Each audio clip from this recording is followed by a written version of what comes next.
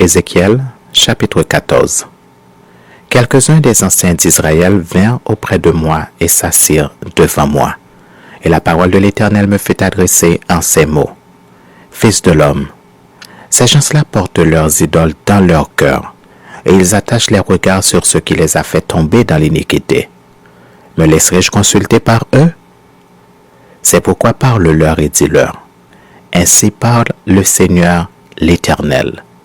Tout homme de la maison d'Israël qui porte ses idoles dans son cœur et qui attache les regards sur ce qu'il a fait tomber dans son iniquité, s'il vient s'adresser au prophète, moi, l'Éternel, je lui répondrai malgré la multitude de ses idoles, afin de saisir dans leur propre cœur ceux de la maison d'Israël qui se sont éloignés de moi avec toutes leurs idoles. C'est pourquoi dis à la maison d'Israël, ainsi parle le Seigneur l'Éternel. Revenez et détournez-vous de vos idoles, détournez les regards de toutes vos abominations.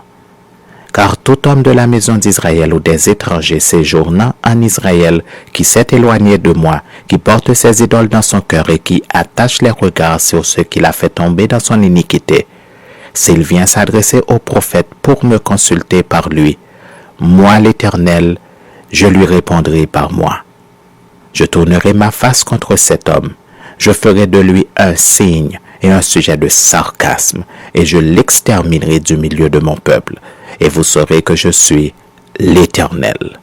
Si le prophète se laisse séduire, s'il prononce une parole, c'est moi l'Éternel qui aurai séduit ce prophète. J'étendrai ma main contre lui, et je le détruirai du milieu de mon peuple d'Israël.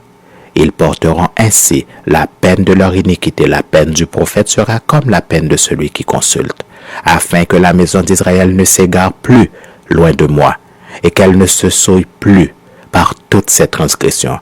Alors, ils seront mon peuple, et je serai leur Dieu, dit le Seigneur, l'Éternel. La parole de l'Éternel me fut adressée en ces mots. Fils de l'homme, lorsqu'un pays pécherait contre moi en se livrant à l'infidélité et que j'étendrais ma main sur lui, si je brisais pour lui le bâton du pain, si je lui envoyais la famine, si j'en exterminais les hommes et les bêtes, et qu'il y eut au milieu de lui ces trois hommes, Noé, Daniel et Job, ils sauveraient leur âme par leur justice, dit le Seigneur, l'Éternel. Si je faisais parcourir le pays par des bêtes féroces qui le dépeupleraient, s'il devenait un désert où personne ne passerait à cause de ces bêtes, et qu'il y eut au milieu de lui ces trois hommes, je suis vivant, dit le Seigneur l'Éternel. Ils ne sauveraient ni fils ni fille. Eux seuls seraient sauvés, et le pays deviendrait un désert. Ou si j'amenais l'épée contre ce pays, si je disais que l'épée parcourt le pays, si j'en exterminais les hommes et les bêtes, et qu'il y eut au milieu de lui ces trois hommes, je suis vivant, dit le Seigneur l'Éternel. Ils ne sauveraient ni fils ni fille, mais eux seuls seraient sauvés.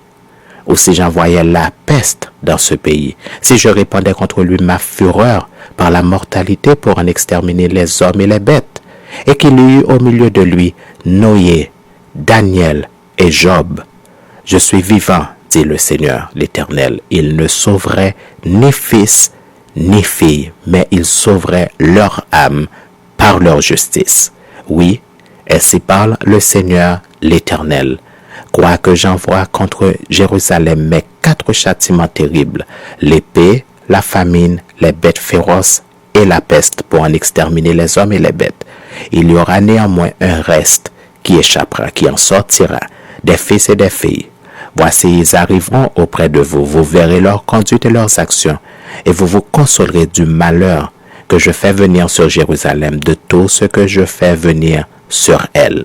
Ils vous consoleront quand vous verrez leur conduite et leurs actions, et vous reconnaîtrez que ce n'est pas sans raison que je fais tout ce que je lui fais, dit le Seigneur l'Éternel.